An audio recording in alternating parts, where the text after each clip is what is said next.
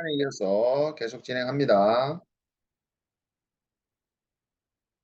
자, 앞 시간에 사이드 미러의 경계, 바운더리 커브를 조각해서 다음과 같이 경계 커브의 근사한 디자인의 커브를 만들었는데요. 자, 프랙티스 참고합니다. 자, 다음 페이지 보시는데요. 이제 스파인 커브를 만들기 위해서 지금 방금까지 만들었는 바운더리 경계 커브를 안쪽으로 30mm 옵셋 작업하는 패러렐 커브 작업을 진행할 겁니다. 이 스파인 커브라는 게 이 의미 자체가 우리 인체의 척추라고 하는 등뼈를 우리가 스파인이라고 합니다. 그럼 이 스파인 커브는 정의할 때 우리가 만드는 서피스 디자인의 구성 크기보다 구성 서피스 디자인보다 큰 커브를 사용하는 게 아니라 작은 커브를 사용하기를 권장합니다. 그러니까 우리 인체의 척추라는 스파인이 우리 몸보다 클 수는 없잖아, 그죠? 우리 몸 안에 중심에 들어가 있는 우리 인체보다는 작은 척추다라고 이해하시면 좀 더 이해가 편하겠죠. 그래서 구성 커브들 중에서 우리가 만드는 디자인 서피스 모양을 형상을 유사하게 따라가는 커브들 중에 작은 커브를 스파인 척추 커브로 사용한다. 자, 그렇게 이해하시고 우리가 지금 스파인 커브를 만들어 봅니다. 자, 그래서 패러렐 커브 작업을 사용하는데요. 와이어프레임 툴바의 6번째 아이콘입니다. 더블 클릭해서 12시 방향 커브부터 옵셋합니다. 패러렐 30mm. 오케이. 자, 그 다음에 커넥트 R 코너. 자, 다시 커넥트 30. 자, 여기도 요 커브. 아래쪽 커브는 여기까지. 자, 그 다음에 다시 1시 방향. 그 다음에 요 커브까지. 자, 여기까지 패러렐 작업으로 30mm 간격으로 옵셋을 하는데요. 자, 요 나머지 요 부분은 왜 30mm를 패러렐 하지 않고 가느냐 하면은 자, 이 부분의 디자인은요.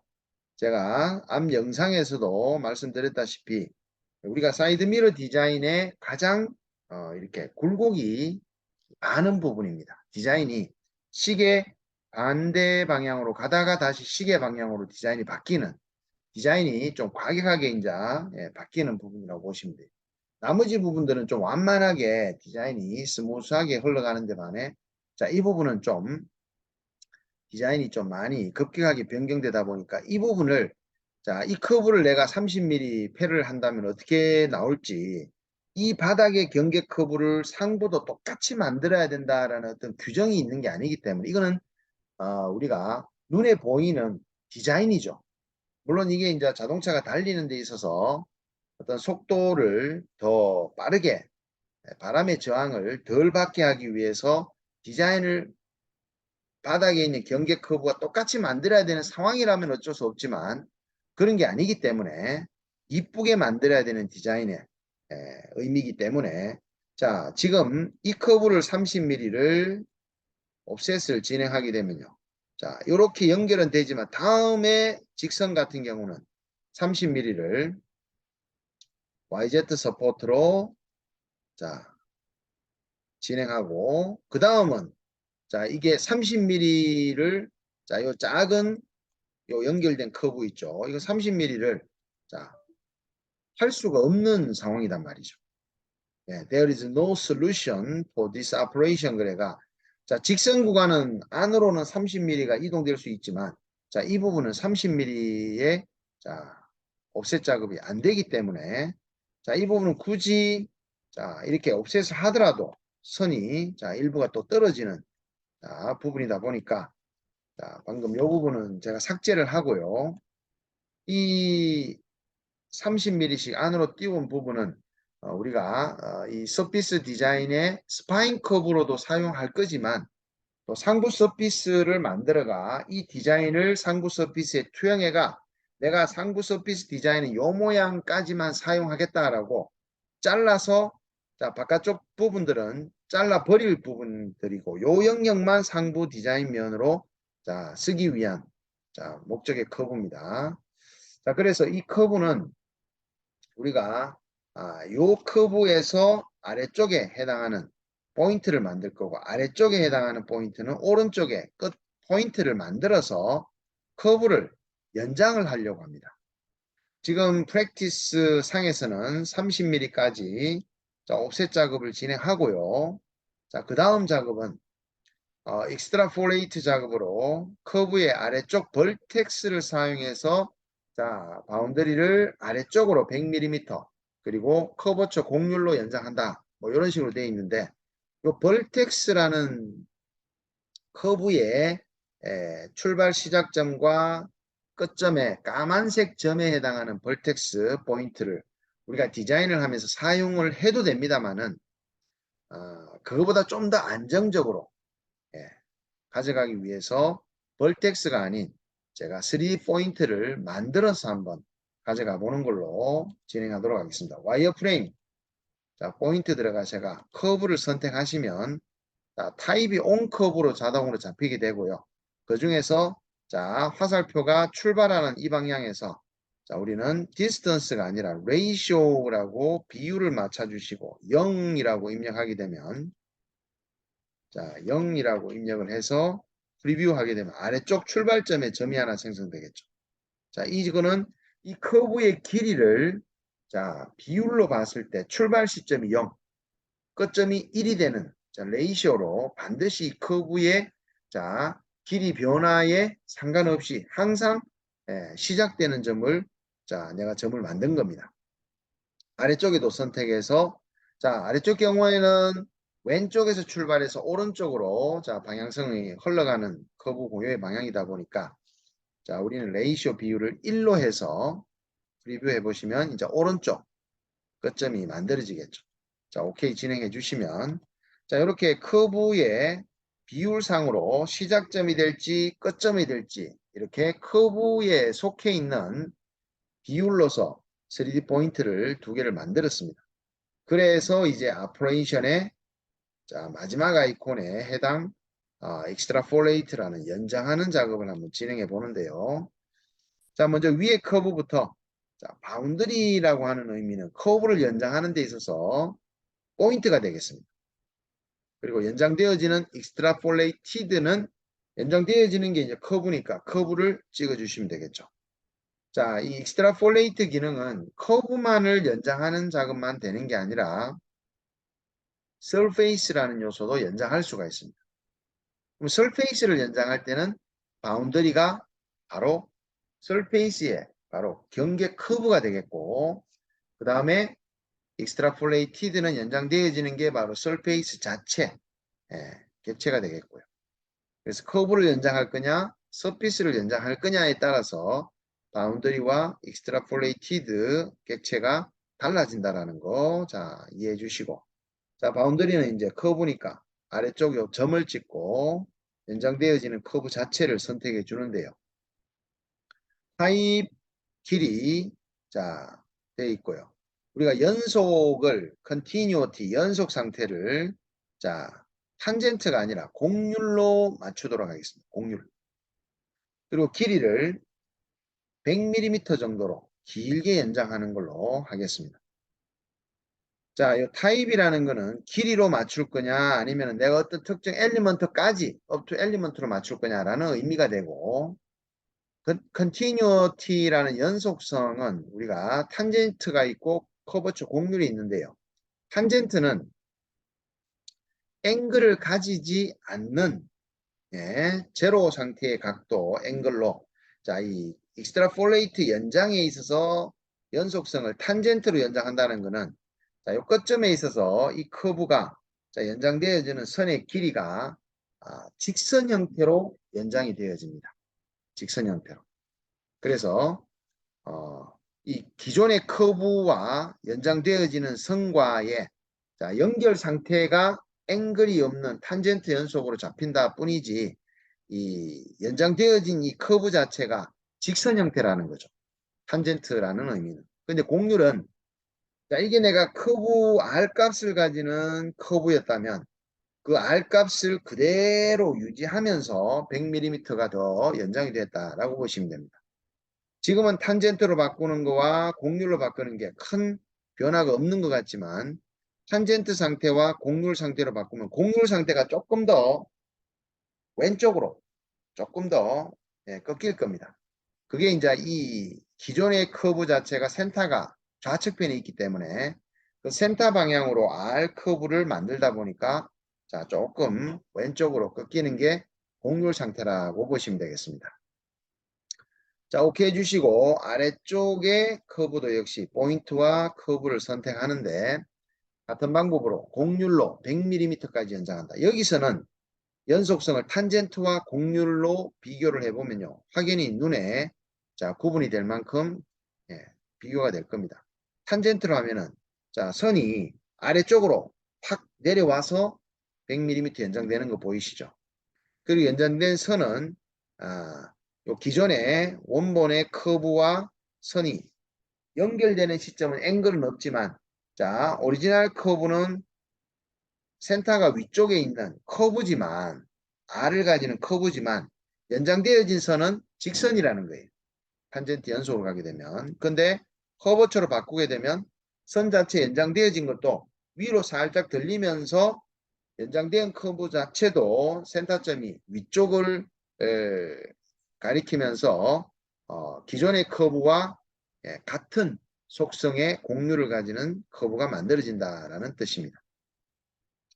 자, 이렇게 두 커브를 연장을 충분히 하신 후에 자, 그 두 커브 상에 요 코너 R을 처리를 30mm의 코너 R로 이렇게 라운드 작업을 돌려줄 건데 트림 엘리먼트 1, 2 둘 다 체크를 해서 자, 길게 연장했는 자, 커브 두 개를 트림하면서 라운드 작업에 30을 돌리면서 조인까지 작업이 진행이 된 상황입니다. 자, 여기까지 작업한 와이어 프레임 만든 작업까지 우리가 파트 넘버를 우리 처음부터 파일 오픈해서 파트 넘버 정의하고 저장부터 하고 진행해야 될 부분인데 자, 우리 저장 먼저 하겠습니다. 파트 넘버 수정합니다. 프로덕트에서 GSD 우리 페이지 첫 번째 예제면서 예제는 15번째 예제가 되겠습니다. 자, 요거 복사 좀 할게요. 컨트롤 C. 자, 오케이 하시고 파일도 save as로 우리가 저장을 해 주셔야 되겠죠. 저장 위치는 내 PC고 저장 드라이버와 폴더 그리고 카티아 데이터 GSD 안에 폴더를 하나 만들어 주시는데 아까 좀 전에 복사했는 파일을 컨트롤 V로 붙여 주시고 자, 그 해당 폴더 안에 들어가셔가 파일 이름도 동일한 파일명으로 저장해 주시면 되겠습니다. 자, 이렇게 바운더리 경계 커브까지 만든 상황이고요. 여기까지 만드셨으면 이제 포인트는 필요 없겠죠. 그래서 바운더리 포인트 데이터는 하이드로 숨기는 작업 진행합니다. 자, 이제 이 바깥쪽 경계 커브와 스파인에 해당하는 안쪽 커브들을 어떻게 할 거냐면요. 조인 작업을 진행해서 자, 지금 코너 작업까지 했고요. 와이어프레임 데이터 쪽으로 작업 위치를 디파인을 옮겨서 바깥 커브들을 distance propagation으로 하나의 커브로 만들 거고요. 또 안에 스파인 커브로 사용될 커브도 역시 조인으로 연결 상태를 distance로 한번 해볼 겁니다. 자, 그러면 define부터 먼저 와이어프레임 데이터로 define 밑줄을 옮기신 다음에 operation join으로 들어가서 자, 선을 하나 선택했습니다. 선택을 하고 이 선과 연결되어 있는 커브를 찾아가는데 자, 연결만 돼 있다면 떨어지지 않고 그냥 포인트로 연결만 돼 있다면 찾아가라 하는 상태를 자, 호출해 보시면 자, 선택 커브 하나에서 마우스 오른쪽 버튼 누르면 distance propagation이라는 게 바로 거리상으로 연결이 되어 있다면 이라는 뜻이죠. propagation이 자 번져간다, 정식에 간다 라는 의미이기 때문에 distance 거리가 없다면 번져가라, 번식에 가라라는 의미니까 자 distance propagation 하면 자 연결이 다 되어 있는 선들이기 때문에 자 이렇게 다 찾아줄 겁니다. 아무리 많은 선들이라 하더라도 떨어지지 않고 연결만 되어 있다면 distance propagation 자 호출하시게 되면 이렇게 단번에 찾아주게 되겠죠. 자 안에 것도 마찬가지입니다. 하나를 선택해 주시고 자 또 마찬가지로 distance propagation 한번 불러주시고 자 오케이 확인합니다. 그러면 첫 번째 자 여기 practice란에 distance propagation과 angular propagation의 의미에 대한 설명이 나와 있죠. 자, distance propagation은 커브가 거리상으로 연결만 되어 있으면 join 연속으로 찾아간다라는 의미고 angular propagation은 커브가 탄젠트 연속으로 앵글이 없이 연속이면 찾아간다라는 의미. 그러니까 탄젠트 연속이라는 말은 무조건 연결은 돼 있어야 되고요. 기본으로 포인트로 연결은 돼 있어야 되고 거기에다가 꺾임없이 꺾어지는 거 없이 부드럽게 자 앵글이 없어야 된다라는 게 탄젠트 연속입니다. 자, 그 탄젠트 연속과 같은 의미가 바로 angular propagation의 의미다. 자, 고려 보시면 되겠습니다. 자, 이제 먼저 선택했던 제일 바깥쪽 커브 경계선은 자 가이드 커브 1번으로 리네임을 하고 자 두 번째 조인했는 거는 바로 스파인 커브로 리네임을 해주도록 하겠습니다. 자 첫 번째 조인했는 거는 자 선택해서 Alt 키 엔터 눌러서 자, 피처 프로퍼티즈에서 가이드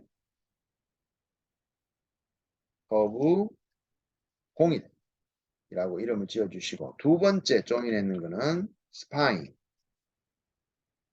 커브라고 이름을 자 정리해 줍니다.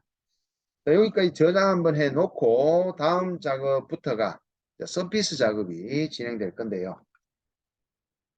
자 이제 서피스 작업을 위해서 surface 데이터를 define 정의를 하고 최초 상부 커브를 상부 서피스를 만들 구성 커브를 쇼해서 탑 서피스 만드는 작업 진행하도록 하겠습니다.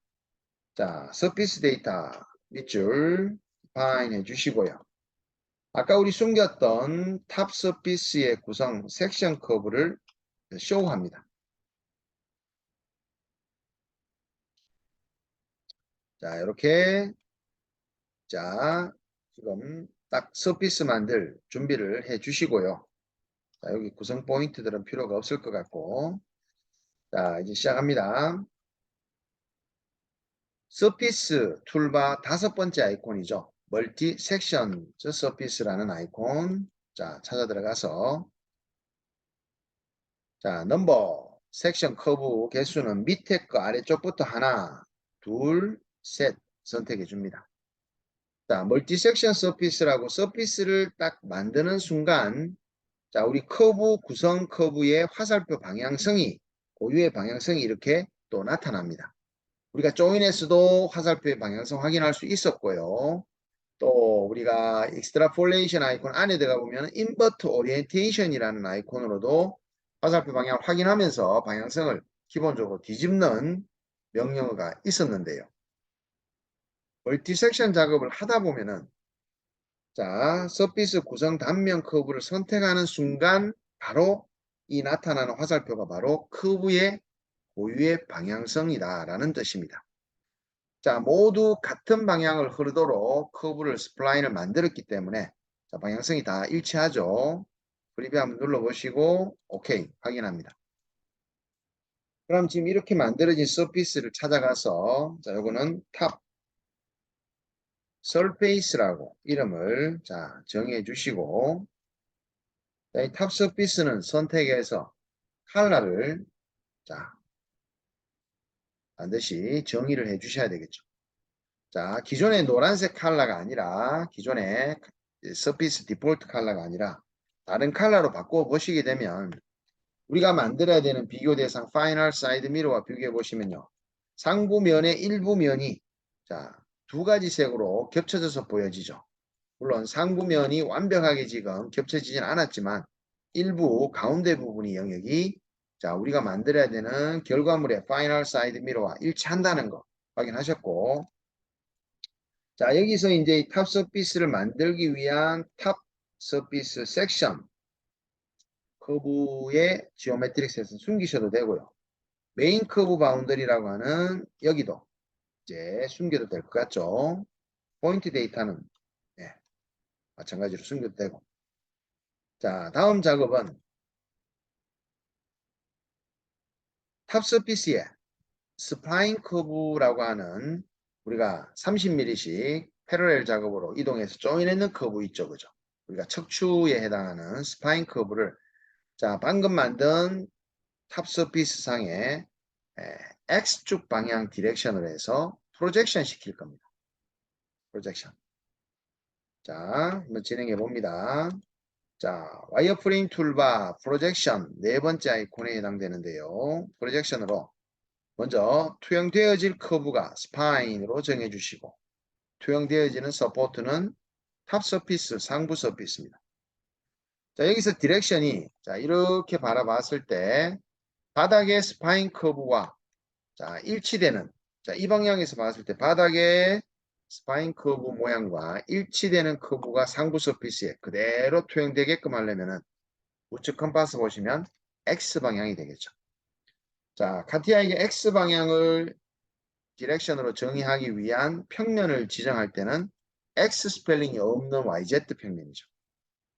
X 스펠링이 없는 YZ 평면. 자, 프리뷰해 보시면 자, XY 평면, YZ를 노멀하게 자, 딱 보시게 되면 우리가 이 방향에서 바운더리 경계 커브 만들었던 거 기억나시죠? 그죠?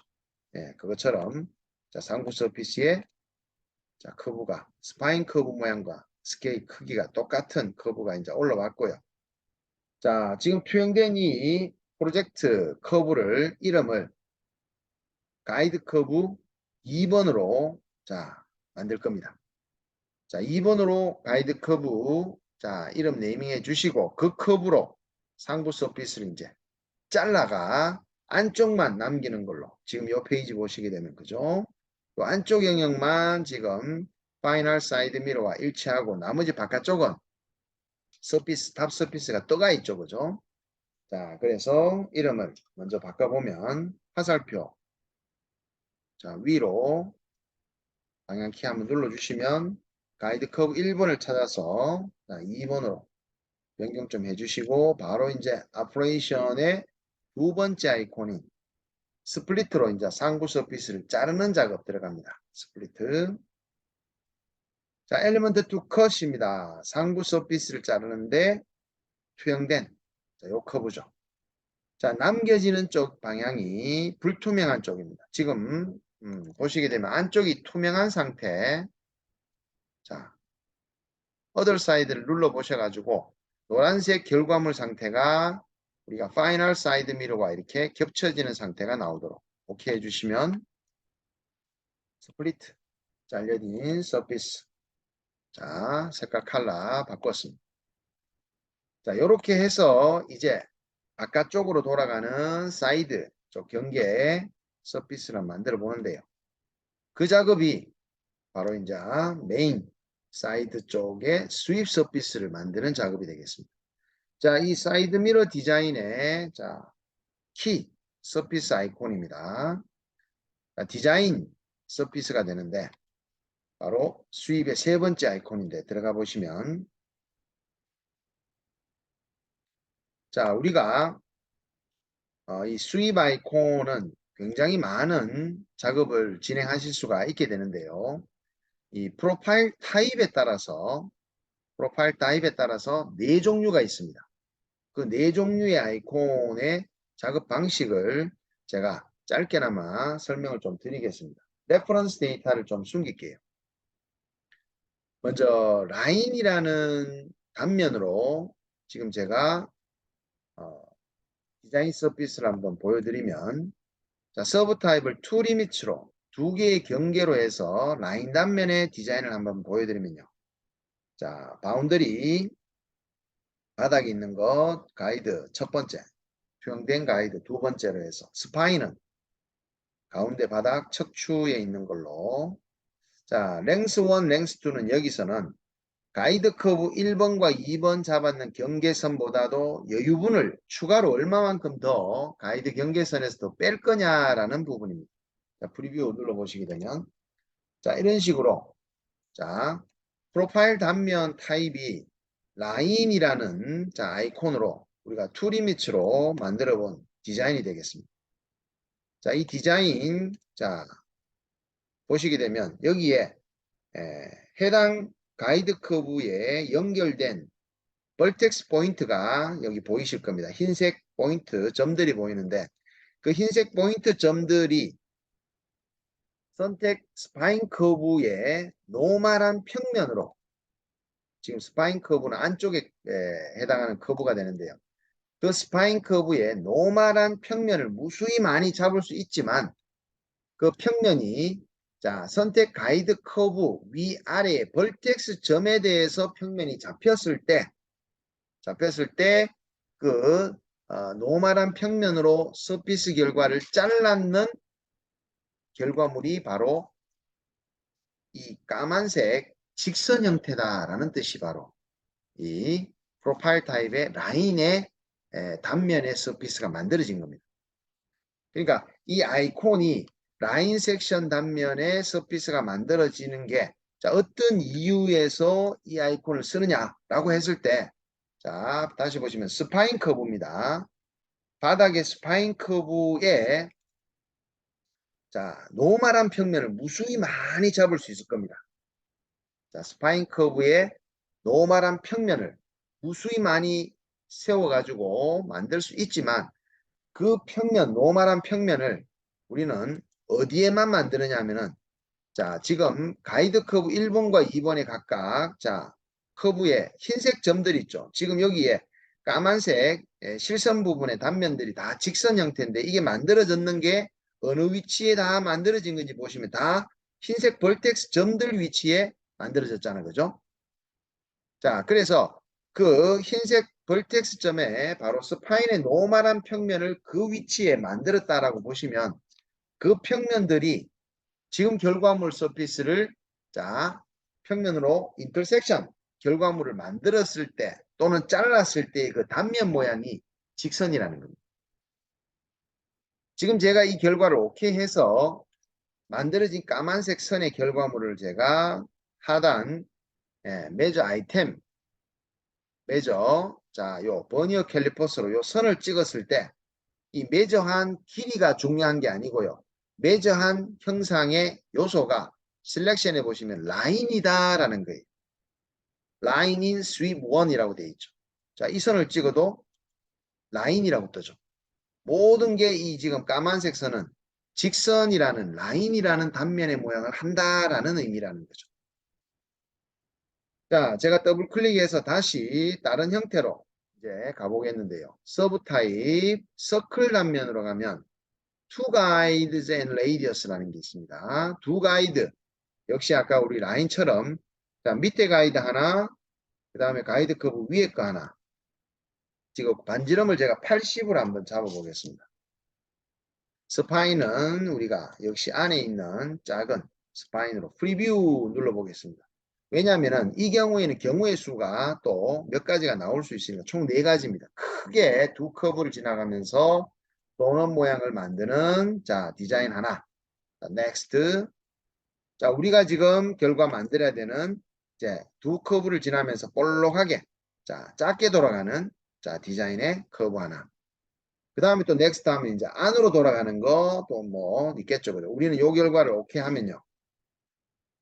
자, 이런 모양으로 자, 위에 서피스에 자, 커브, 경계 커브, 그 다음에 바닥 커브를 따라서 자, 역시 버니어 캘리퍼스로 지금 여기 생겼는 단면 역시 스파인의 커브의 노멀한 평면을 요 흰색 벌텍스에 잡았을 때 지금 이 결과물을 자, 그 노멀한 평면으로 단면 잘랐는 그 단면 모양이 바로 R80의 서클 단면을 가진다라는 뜻입니다.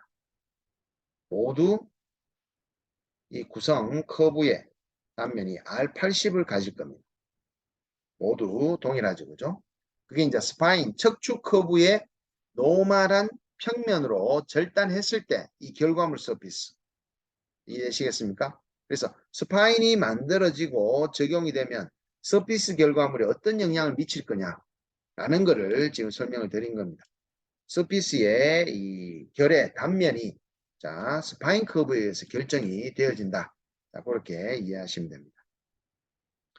자, 이제 우리가 만드는 코닉 단면의 결과물 자 보시겠는데요. 코닉 투 가이드스 커브로 자 역시 첫 번째 가이드는 바닥 가이드 커브 1번.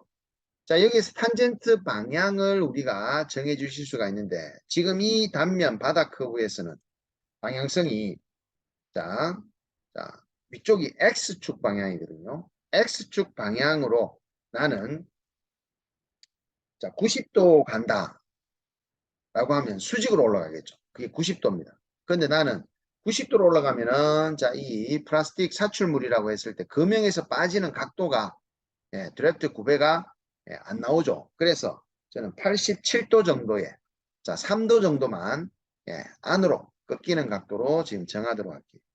자, 그 다음에 라스트 가이드는 위에 커보면서 라스트 가이드는 탄젠트는 커브가 찍혀버렸네.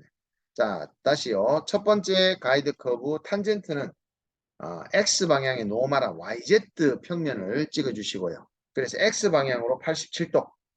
이제 라스트 가이드가 이제 상부 투영된 커브의 가이드 커브 2번이면서 탄젠시 서피스가 잘려진 스플리트 서피스입니다. 그리고 이 서피스의 앵글은 제로로 이 서피스의 앵글 없이 부드럽게 각도를 가진다라는 겁니다. 부드럽게 연속으로 갈 수 있도록. 자, 그리고 스파인은 우리가 처음부터 우리가 만드는 디자인의 결과물보다 작은 결과물을 만들게 돼. 커브, 작게 만들어진 커브를 스파인 척추로 가져간다라는 의미. 그리고 파라메터라는 이 값이 또 중요한 의미를 갖는데요. 자, 지금 초기 값은 0.72로 되어 있습니다. 이 파라메터 값을 제가 0보다는 큰 값이 입력이 돼야 되는 걸 미리 말씀드리고요. 또 1보다는 작은 값이 입력이 돼야 됩니다.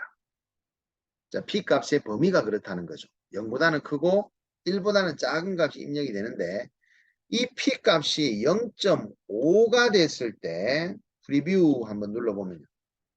자, 이 P 값이 0.5는 어떤 디자인의 이 단면 모양이 나오느냐 하면은 포물선 단면, 파라볼라라고 하는 포물선 단면이 자 결과가 나오게 됩니다. 포물선을 그린다 하는 이야기 많이 들어보셨죠, 그죠? 자, 이 커브가 바로 포물선 단면이다라고 보시는데요. 그러면 0.5보다 작은 값 0.49부터 0보다 큰 값 0.1, 0.01이든 0.1이든 자, 그 구간 그러니까 파라볼라 포물선의 0.5보다 작은 0.499부터 0보다 큰 값 구간이 바로 타원 구간이라고 보시면 됩니다. 엘립스, 타원이 만들어지는 구간이다. 그럼 0.1 해가지고 제가 프리뷰를 한번 눌러보면요. 이게 직선의 단면처럼 보이지만 직선은 아니에요. 자, 이거는 0.1이라고 하면은 타원, 엘립스 모양이라고 보시면 됩니다. 2 해도 자 타원이 되고요. 3 또 역시 타원입니다. 어디까지? 4, 9까지 타원의 섹션 단면이라고 카티아에서 정의가 되어 있고요. 그러면 0.5보다 큰 값과 부터 0.5, 1부터 1보다 작은 0.99까지가 바로 우리는 하이퍼볼라라고 해서 상곡선의 단면을 가지게 됩니다. 자, 지금 그럼 0.6 자, 프리뷰 자, 커브가 중간 가운데 부분이 조금 이제 볼록하게 자, 디자인이 이루어집니다. 0.7 조금 더 또 뾰족해지고요. 8 자, 여기에 이제 가운데 부분을 지나면서 자, 이렇게 엣지가 볼록하게 올라오죠. 그죠? 자, 0.9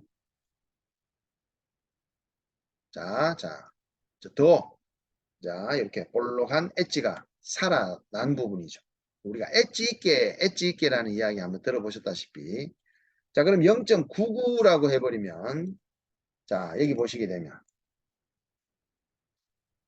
위에는, 어, 탄젠시 잘려진 스플리트 서피스에 앵글 없이 제로로 입력했기 때문에 앵글 없이 부드럽게 연결이 되는 상황이고요. 바닥 바운더리 경계선은 자, YZ 평면 즉 X축 방향으로 87도 앵글을 3도 정도 X축 방향에서 꺾이는 상황으로 안쪽으로 자 하면서 지금 0.99로 하게 되면 이렇게 엣지가 삼곡선 엣지로 해서 사이드 미러 사이드 쪽 메인 서피스가 이렇게 만들어지는 겁니다. 요즘 나오는 자동차 쪽 디자인들을 보시게 되면 차들이 뒤쪽 트렁크 위쪽이나 또는 펜다 쪽이나 또는 뭐 후드 본네트 쪽도 그렇고 이렇게 엣지를 살려가지고 디자인을 많이 면들을 만들어 가고 있는데 그 부분들이 다 상곡선 엣지라고 보시면 되겠습니다. 자, 아까 우리 초기가 0.72로 프리뷰 해주시면 0.72라면은 바로 0.5보다 크고 1보다 작은 이 구간이 상곡선의 하이퍼볼라 구간이라고 했죠. 자, 레퍼런스 데이터 쇼해서 보시게 되면 지금 만들어야 되는 결과물의 레퍼런스 데이터와 100% 일치하는 거 보실 수가 있습니다. 오케이. 자, 그러면 레퍼런스 데이터 이제 숨겨 주셔도 될 것 같고요. 지금 만든 이 결과물은 메인 사이드 서피스라고 이름을 지어 주도록 하겠습니다. 자, 메인 사이드 서페이스라고 이름을 네이밍해 주시고 컬러도 반드시 바꿔 주시기 바랍니다. 자, 여기까지 이번 영상 만들어 봤는데요. 지금 수입 기능에 있어서 제가 섹션 단면, 서클 단면, 그리고 코닉 단면까지 설명을 드렸고요. 제일 앞에 explicit라는 단면 모양으로 우리가 수입 작업은 다음 영상 시간에 설명드리면서 마무리 한번 지어 볼까 합니다. 다음 시간에 또 뵙도록 하겠습니다.